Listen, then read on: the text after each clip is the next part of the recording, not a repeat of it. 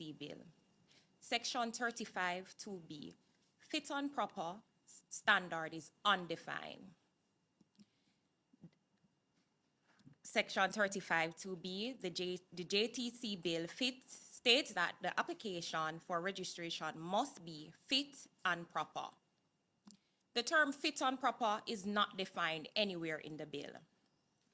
There is no objective, list of criteria, no guiding standard, and no measurable tests to assess this requirement.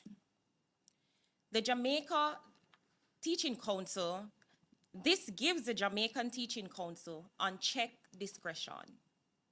A teacher could be rejected or deregistered based on vague or personal interpretation of what fit and proper means. It creates a lack of transparency and consistency, opening the door to potential bias or discrimination. Competent to teach is a broad subject, broad and subjective. Under Section 36(3)(b), the council may refuse to issue a license if the applicant is not considered competent to teach. The bill does not define what competence includes or excludes.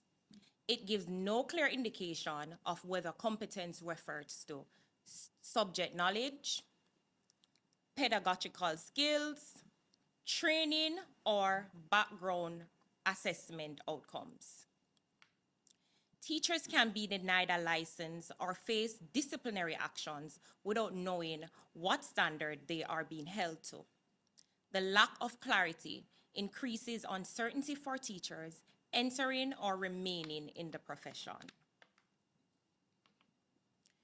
Discretion without safeguards undermines due process. What terms like fit and proper or competent to teach are left undefined, they became legal tools for exclusion rather than standards of quality.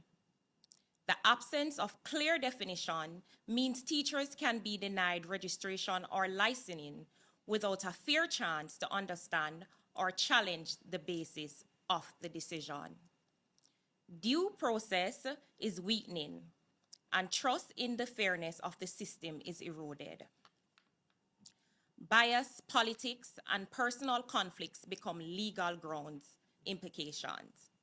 Without clear limits, these vague terms can be used to exclude otherwise qualified individuals, target teachers with alternative training paths, or be influenced by subjective, non-academic factors. This opens the system to politicize, misuse, and professional injustice. PNP recommendations. Define fit and proper in legislation, using transparent and objective criteria. No serious convictions, including minor frauds or violence. Good standing with previous employers. No active disciplinary findings without resolution. Define competent to teach based on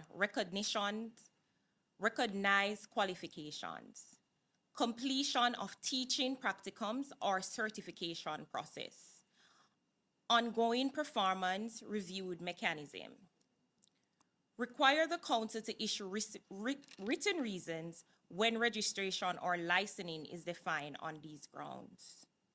Establish an independent appeal process to review decisions made using subjective or vague criteria.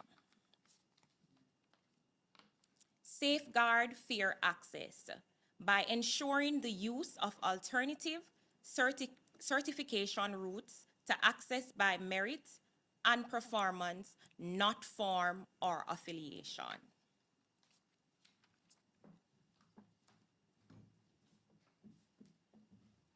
Good afternoon.